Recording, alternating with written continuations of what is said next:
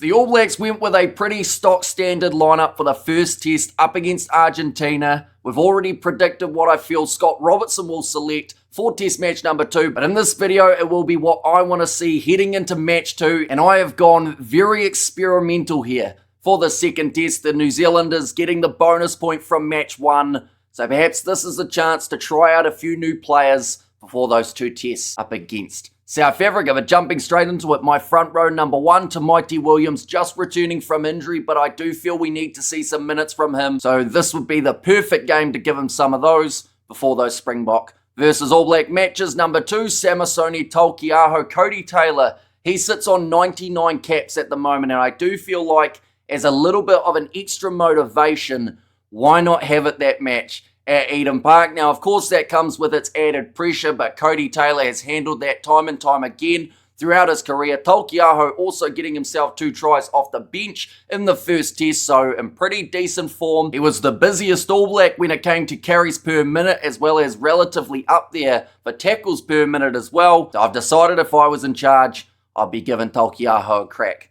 And this contest number 3, Fletcher Newell, surprisingly in the statistics, he bet 2 defenders throughout that first match, which actually put him tied for second in the defenders beat him throughout that first match. He's a great scrummager, as proven time and time again, and I do want to see him and Mighty Williams reunited like they were for the Crusaders. So that is the front row that I would like to see. In the locking duo, there aren't too many options because of Patrick Tuipulotu being injured, so I would stick with the same combo that we did see in match number 1, Scott Barrett number 4, and Fabian Holland slotting in as the number 5. I thought it actually went pretty decently. The lineouts were solid enough from New Zealand. 6 lineouts won by Fabian Holland, as well as 13 tackles made, 3 of which being dominant. So he was actually at the top of the list for dominant tackles in the contest. Scott Barrett having 2 dominant tackles of his own, a few lineout wins, and didn't look too bad since just coming back from that calf injury. But at this point in time, with the Tuipulotu injury,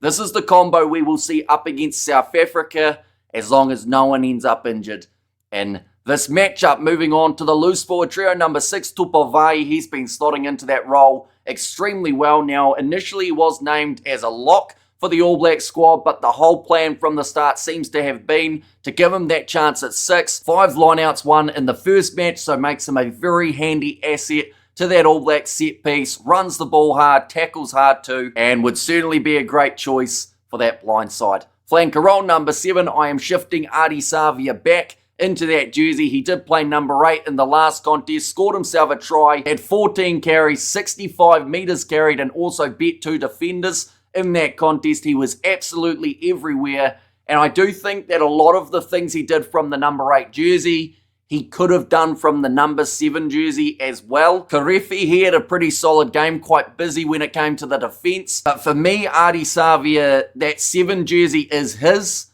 And it just seems like for now they're trying to find who will be that number 8 for the rest of the Rugby Championship. And in this game, I would give a massive opportunity to a debutant, and that is Simon Parker in the number 8 jersey. It was rumoured that that was the way that the All Blacks could have been looking for the first test, but instead they did opt for Du Plessis, Karefi and Savea as that 7 and the 8. But Parker, he could be dangerous in this type of contest, and also it would be a great test for him. See whereabouts he's at compared to some of the other players in this All Blacks side. They do still have Peter Lakai, and perhaps they could look at him in this match for a starting option. But for me, Simon Parker would be the perfect player to fit that number 8 jersey. Plays well for Northland and the Bunnings NPC. He's always one of the most physical players out there on the field, no matter who he plays for. Can also play 6 and offers 7 too. So an extremely versatile player. And if he goes well in this contest, if given the chance, perhaps he earns himself either the start or the bench spot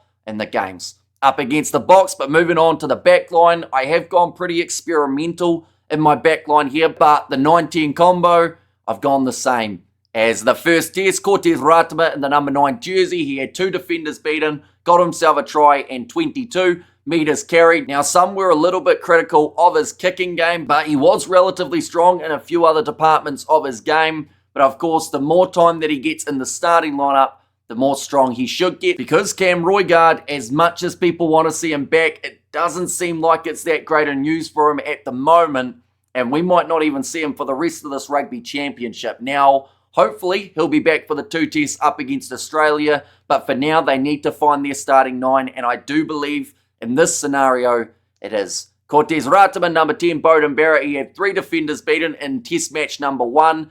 He probably didn't have as busy of a game as some were anticipating, but that man's kicking off the tee. I don't know what he's done compared to 1 or 2 years ago, but it is an absolute game changer now. The fact that Barrett has actually been quite successful off the kicking tee, because that was one of the big arguments as to why some people didn't want to see Barrett starting, was because his kicking accuracy was a little bit low. But now that he is slotting them over as often as someone like a Damian McKenzie, or at least right up there with him, it does make it a little bit harder to take that man out of the starting lineup. Definitely with the X factor that he can bring alongside Will Jordan as that 10 and 15 combination. But moving on to the midfield.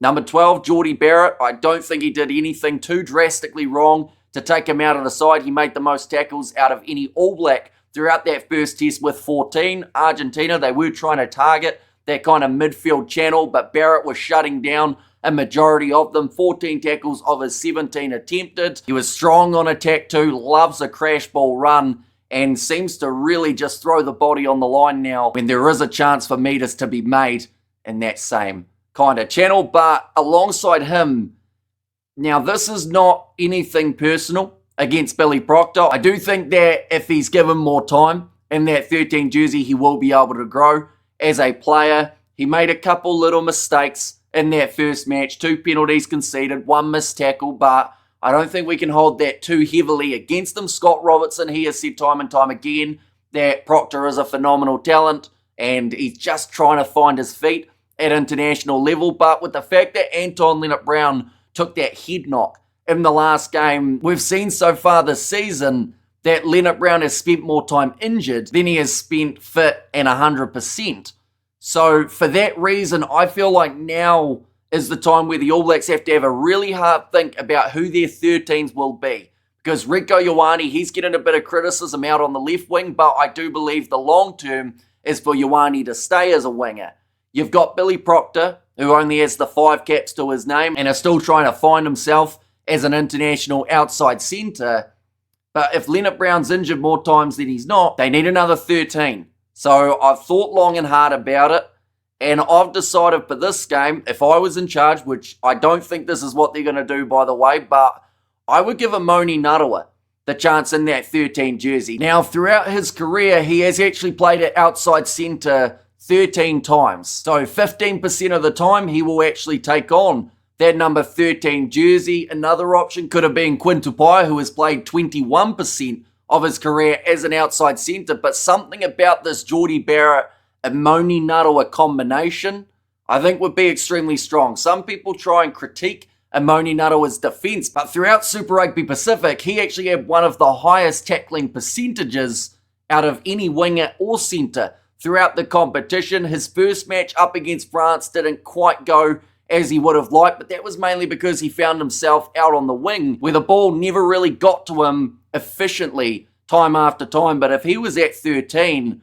I don't know, that combination with Barrett, that could be an extremely dangerous duo, and perhaps something that the All Blacks should potentially look at if there are going to be more Lienert-Brown injuries just over the horizon. But that is my midfield combo for the back three. Once again, going a little bit different from what we saw in match 1. Number 11 on debut, Leroy Carter. Caleb Clark's still going to be out for another 4 or so weeks, so you do want a backup option on the left wing that isn't your right winger. Because, of course, Severese, he can just transfer straight over to the left, no problem whatsoever. But then in that scenario, you still need someone to go on the right, whether that is an Amoni Narawa or a Will Jordan, or maybe Timothy Tavatanawai. But I do like the idea of Leroy Carter in this type of fixture when New Zealand have already got themselves that bonus point win in match number 1. And we'll come into this game with quite a bit of confidence up against Argentina. Leroy Carter, we saw what he was able to do for the Chiefs throughout Super Rugby Pacific. He was an X-Factor player for the All Black 7 side, and with the exception of a couple defensive misreads, which he has been working on in terms of that 50-22, I do think that he's got enough attacking prowess as well as that aerial ability to give him a crack here up against the Argentines. Now, he might be up against Rodrigo Isgro, who of course is one of the taller players out there on the field for Argentina, so it would certainly test him. But I do think after the way that Ioane played last week, don't get me wrong, they'll probably go Ioane up against the box, but it wouldn't be a bad thing to have that little bit more pressure on him if Leroy Carter got his debut here and does end up performing. Out on the right wing, I went with Sevu Reece for this contest. 2 tries scored last week, 9 carries, which actually made him the busiest back for the All Blacks. 1 line break, 46 metres carried, and also 3 defenders beaten throughout the contest. He was playing extremely well, Reece, and I feel like he played well enough to earn himself a spot. And this next lineup, number 15, this is where I really wanted to go with Ruben Love. And I feel like Love really does need minutes at some point, but I just couldn't look away from Will Jordan. 1 line break last game, 38 carry meters, 2 defenders beaten, and the 2 try assists. That was probably the one that put him straight back in this side for me. He didn't score any himself, and of course he does have a clinical try scoring rate. But the fact that even in games where he's not scoring, he's able to set up his teammates to get them tries instead, that is a very good quality to have. And like I said, I want to put Ruben Love in somehow, but I just didn't know how to squeeze him in for this lineup. But jumping into the reserves, number 16, Brodie McAllister. Like I mentioned, I want to give Cody Taylor his 100th cap on New Zealand soil. But Brodie McAllister, I feel like because of Asafo Aumua returning, we need to see him play some minutes for New Zealand before the November internationals, or else probably going to get dropped from the squad, and Asafo Aumua will go straight back in. Ollie Norris there as the number 17, and then Pasilio Tosi is who I would go with as the number 18. I do think once Lomax returns, New Zealand are going to have 2 very strong front row options in terms of the props, having Tamaiti Williams and Null, and then also De Groot and Lomax. They could probably rotate between those 2, but honestly, Norris and Tosi as a backup duo is definitely a handy enough one to have here for the All Blacks as well. 19, Samapeni Finau, and number 20, Wallace Satiti Finau. Just like in my Scott Robertson prediction, would cover the number 6, and then Tupavai can head into those locks. Wallace Satiti, he covers all 3. And also with him just returning from injury, I don't want to give him too many minutes here just in case he ends up with some sort of other injury. So I think that the bench is the perfect place for him. Once again, a Peter Lakai, if Satiti isn't 100%, could be a perfect option for that number 20 role. But I do think Satiti does need some sort of minutes before those games. Up against the box, number 21, this is where I would go with Kyle Preston. Finley Christie last week. This is going to sound harsh, but I do think that a lot of people saw why Finley Christie wasn't selected for the initial All Black side. He did make 4 tackles, but he missed 3. There was a massive defensive misread from the All Blacks, not just Christie, but in general next to that scrum where Argentina ran their way straight to the try line. But I just wonder whether or not Kyle Preston, this is the perfect time to chuck him in there. He's got X factor, he can kick off both feet, and he is an outstanding talent. We saw him come into a game for the Crusaders and get himself a hat trick. No one expected that from him, and now, to be honest, people expect him to score tries, and he has got that sort of ability that he should be able to score quite a few in international rugby as well. Number 22, Damian McKenzie, the perfect option of either playing at 10 or 15. They played him out on the wing, but he certainly wouldn't be for this side, as I have got Timothy Tavatavanawai as the number 23. He offers you centre cover. He offers you the cover on the wings. The man is a battering ram, a turnover machine, and I was surprised not to see him in Test match number 1, but if I was in charge, there'd be no way that he would be missing out on Test match number 2, but that is my All Blacks 23 that I would absolutely love to see. Now, I will clarify, this is not what I think Scott Robertson will select. In fact, this is far from what I think Razor will be going with. This is a very risky sort of side. Maybe it's something we could see in the future, but overall, it's a pretty informed 23, and even if we got to see a couple new players added in to the second Test match, I would still be pretty happy with what it looks like for this contest. But thank you all very much for tuning in. Of course, do let me know what you would like to see for the second Test match. Not so much what your prediction is, but more so if you were in charge,